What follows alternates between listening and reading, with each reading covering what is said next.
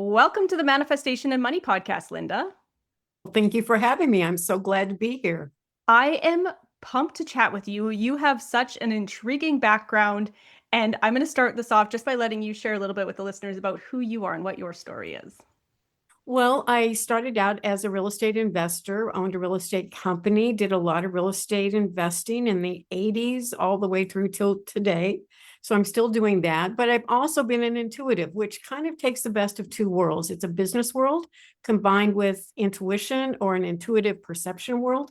And those two worlds often don't combine well together because they are sort of the personalities of very different individuals. The intuitive is often the artist, the one that doesn't get into the throes of money and business day-to-day life and all of the intricate workings of what it takes to really run a business. But for some reason, I've managed to combine those two things and been able to utilize that intuitive side of myself very highly in the business world. So that's part of my background. And about 1990, I started really developing my intuition to the degree that it could happen on command rather than to just be an idle every now and then thing that pops through.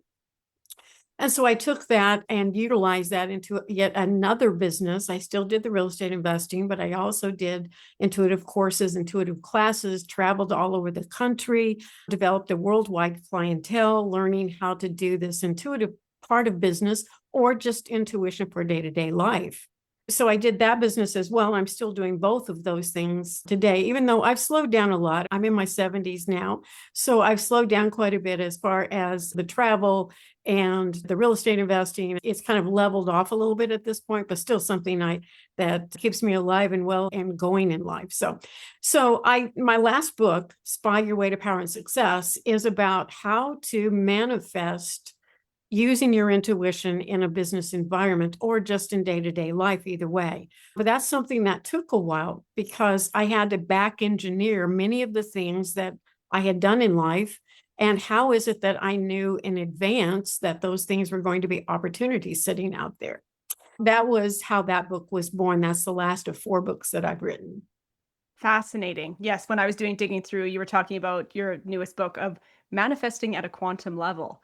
And I was like, Mhm. ooh, those words together are intriguing, right? So if you are teaching yourself to manifest on command or having more control over your manifestations using your intuition, what does that look like? I'll give you an example. And this was one of the stories that caused me to actually write the book because I recognized if I could bottle that and give it to people, I mean, it would be phenomenal.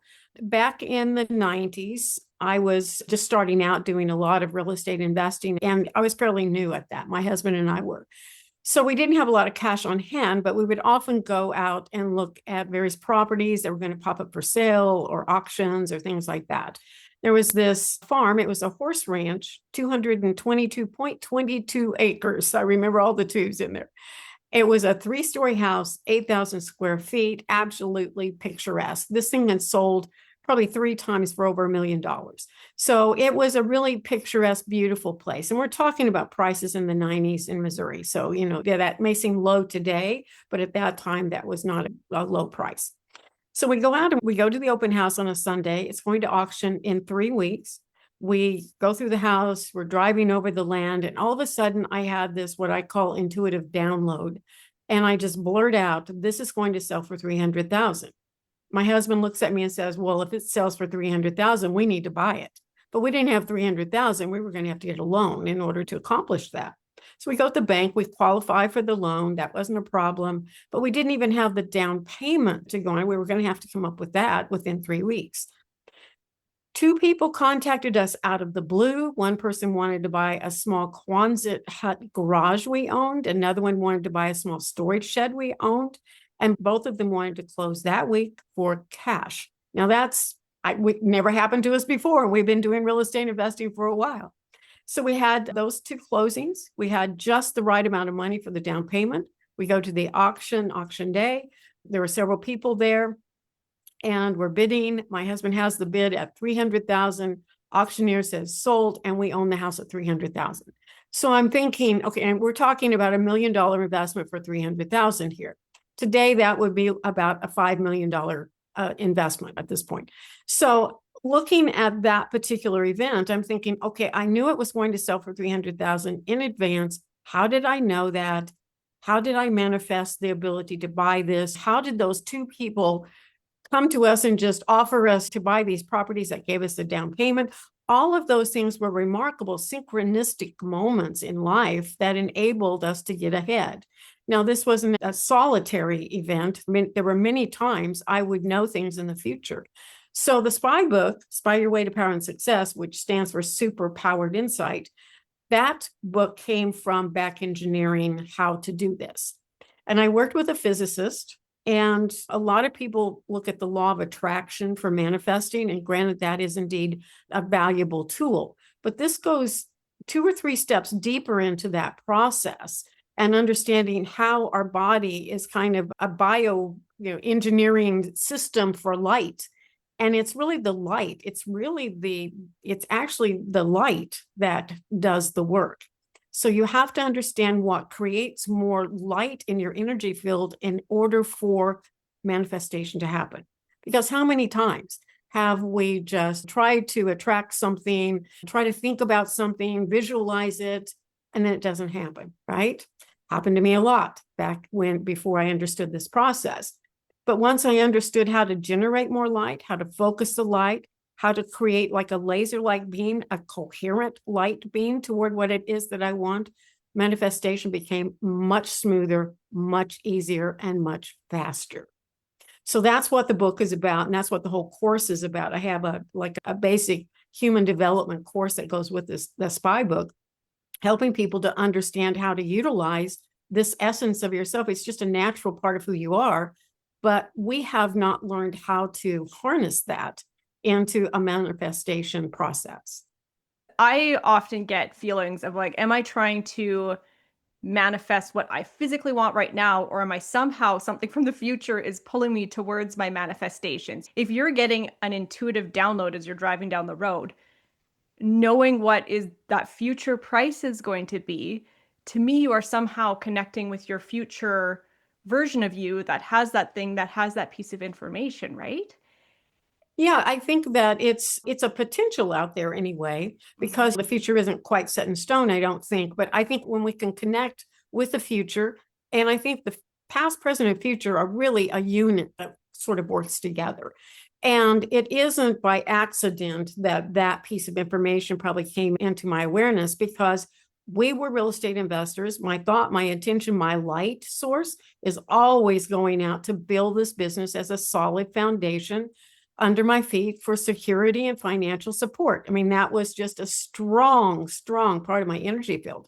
So I'm always looking, for things that are going to create that dynamic in the business. So I've already connected with everything and anything in my future, which might be a potential to help that happen. This one just downloaded that information to me. Now, as time went on, there were so many times that I would just have this download and know there's a rental subdivision over here that's going to come up for sale. And then we start looking and see if we could find it. And sure enough, there it would be, It was just one of those things that would happen to us a lot. I'm not investing as readily as I was before, but a few years ago, my mother had a stroke and she moved in with me. And in order to get her back to the farm with my dad, who was also going to need some care, my mother was paralyzed on one side. She had to have 24/7 care. So they wanted to remain on their farm if they possibly could, but 24/7 care is very expensive.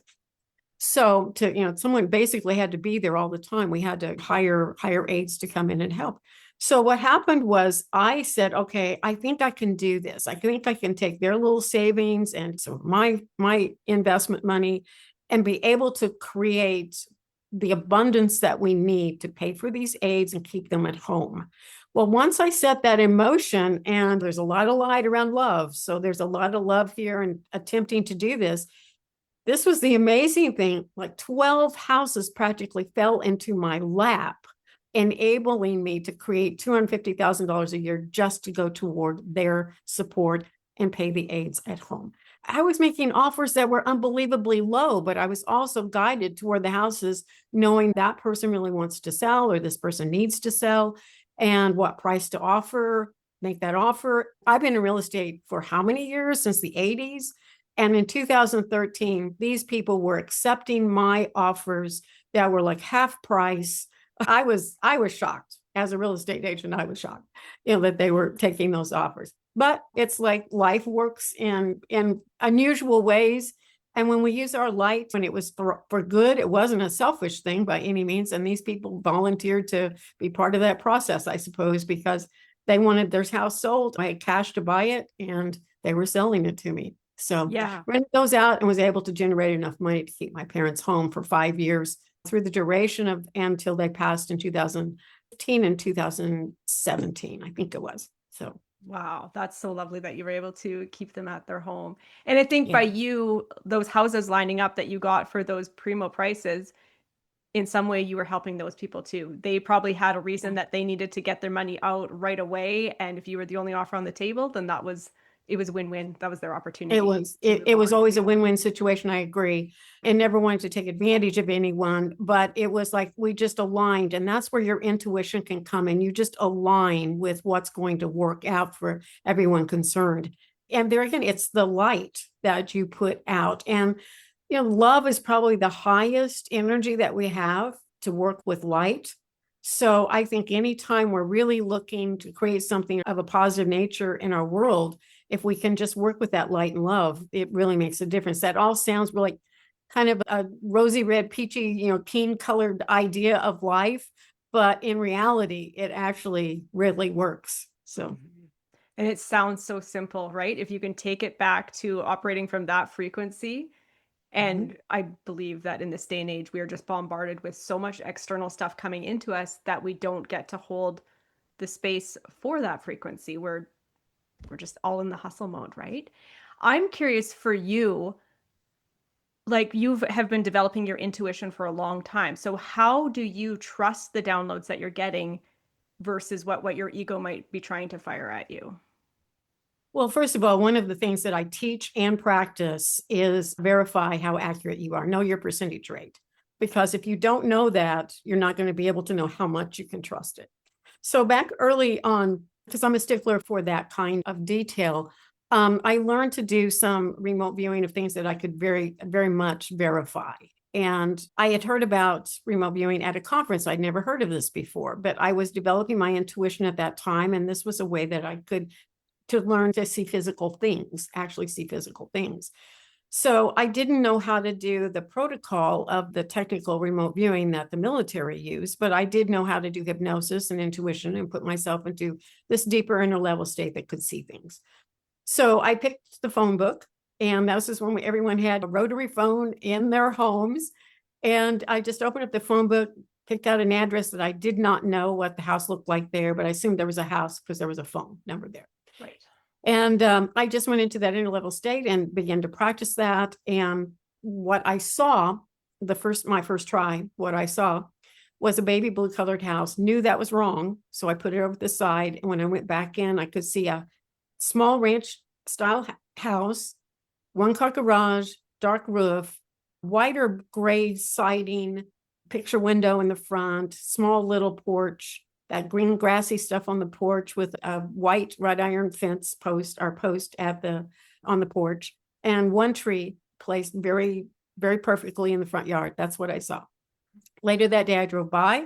I got two things wrong. The garage was transposed. It was on the opposite side of what I saw, but definitely a one-car garage. The house looked exactly as I had seen it, except that. And the paint was either a light gray or a white. And I can't remember which one I actually saw, but it was the other. But it was very similar to what I'd seen. The baby blue colored house was right next door. Sure enough, it was not the right house, but it was right next door. So it had gotten my attention. I knew it was there, but I knew, oh, that's not the address. It just caught my attention. It was actually quite a bit more interesting than the house I was viewing. And oftentimes when we're looking at things, what is more interesting is what we will look at. So sometimes that happens. But what I did was I took that exercise and I did it. I did 4, 5, 6 houses a week. Then I take a day and drive by them, see how accurate I was. And what I found, I was either spot on or completely off. So I had to, and I kept track. And over a year span of time, I recognized I was around 80, 85% accurate on what I was viewing. So by that, I understand I have that 15 to 20% inaccuracy rate. So whenever I remote view, I need to always take that into consideration. It's not a foul proof or 100% whatsoever. And if you hit that one that you're completely off, then you can't trust it. But I understand I can trust it fairly well. And there's a sense inside of you, if you really get good at this, it's kind of like if you speak the words, you either agree with them or you don't agree with them. It's kind of like a truth monitor. It's like my heart will tell me if I'm telling the truth or if I'm not telling the truth. It's kind of like trying to describe something and you realize the words you're using aren't describing it exactly right. So it just doesn't feel quite right. Your description doesn't feel quite right. But if you get the exact words to describe it, then it's like, yeah, you feel real comfortable inside because you described it well. So we do that in our regular language, but you can also do that with your intuition. Just speak it out loud and see if you agree. And it usually works. Interesting. And is this all stuff that's in your spy book? A lot of that's in my spy book. I have 4 books out. 3 of them are on this topic. It goes all the way back to my first book that came out, I think, in 2005, which is just kind of my beginning, how I got started with this. My next book, With Heart, has a lot of research in it and really fits my philosophy. And then the spy book has a lot of things that have happened to me over the years, but it goes in more detail, more specific about the manifesting part of it. Right. I'm just fascinated how this is links together because I think many people take manifestation as a process that these are the tools you need to try to do without knowing that they almost have this compass within them that is working Yes. along with those tools, right? You can't just Yes. really grind it out. You're getting the feedback along the way too, which is pretty cool. Yes. Think about it. Yeah. And you can even, as you're manifesting something, you can even go in and monitor where it is along the way. In my book, Spy Your Way to Power and Success, we talk about how things, when they start forming, they kind of form a hologram in the beginning, and then it goes into more of a virtual. At virtual is where those synchronicities will start happening in your life. And it's kind of like signs it's almost ready to be birthed basically into your world. So there are signs, and you can go in and monitor where it is in its progression and how close it is into coming into fruition. So those are also things, but that's an intuitive process as well. And that's a pretty advanced state of being able to do this. Fascinating. So are you then guiding people through this in your book or is that in your program that you have in conjunction with the book? It's in conjunction with the book. There are some exercises in the book for people to get, started immediately if they want to just play and practice and try some of that. There is definitely some instruction in the book. But the program it's an online course. I do occasionally do an in-person class, but it's a rather lengthy process. I mean, it starts out with really getting to know you because you have to know where your frequency is now and how you're creating now because we're all always doing this. You are doing it through the frequency that you have at this point. And so many times we just don't take responsibility for that. We don't understand. And also with light, it's like, I like to think of it as we all have light, but an overhead light in a room is non-coherent. It's going to spread itself out all over the room. And so as we go through our day, our attention, our focus, and our manifestations are spread out all through our day. And we're doing this and this and this and this. So it's really scattered.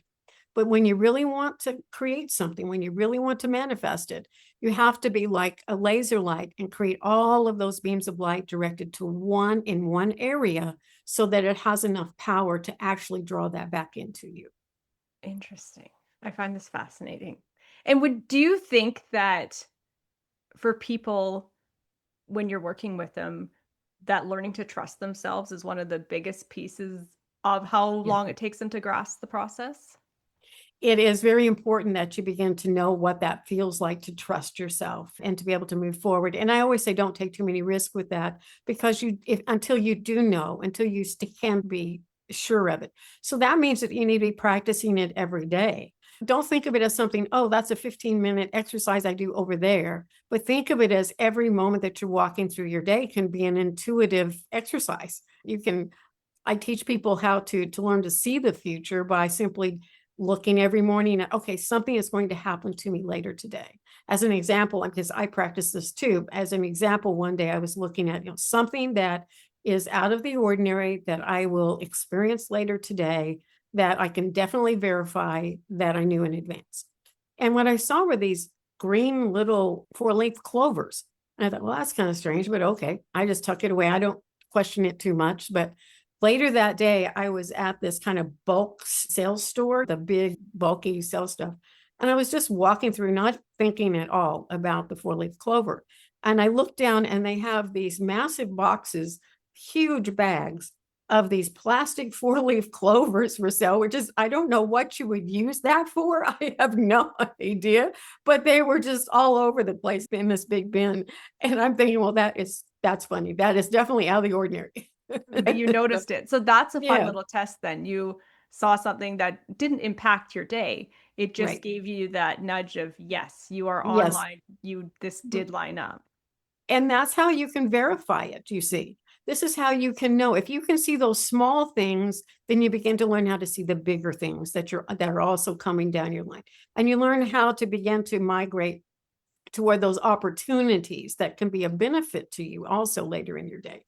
It works its way into those small exercises, work their way into something that can be majorly beneficial to you in creating the life you want. And I would say success isn't about just money. Success is about having a life that you want to live. Many people just want to have a place in the country and be by a stream of water and just have some leisure time and just enjoy life. I mean, that's success as much as being the head of some corporation. I mean, it's all a matter of what makes you happy. What is the life that you want? You have to be true to yourself in that. Yeah, that's so true. And what do you think your biggest piece of advice would be for somebody to go out and create a life they love? First of all, I think you have to know yourself to own yourself. So that's the beginning of our course. The very first lesson is to begin to know yourself. And we have many exercises we go through to get to know who you are. Who are you? What is it that you want? How can you align yourself with something that is very, very natural to you? We live in a world that oftentimes we mimic being something that we're not, thinking we're supposed to be that, or have been taught that. We live in kind of a box. So we have to give ourselves the freedom to get out of that box to really own our power, but also to own our life and to own the life that we really want to live. And no one can judge that but you. Yeah, very valid. Thank you. I feel like that is the perfect note to end it on here today, but I'd love for you to share with listeners where they can reach out, connect with you, get a copy of one of your books. Absolutely. Well, it's Linda Eastburn. That's Eastburn, lindaeastburn.com. That's my website. You can also go to Amazon, pick up my books there. Just put in Linda Eastburn, you'll find them. And also you can connect with me on Facebook. That's a real easy way to get to, just Linda Eastburn on Facebook. I'm happy to talk with you and interact with you, and all the things I have going on are usually posted on my page on Facebook. Perfect. Thank you so much for joining me on the show today, Linda. Thank you.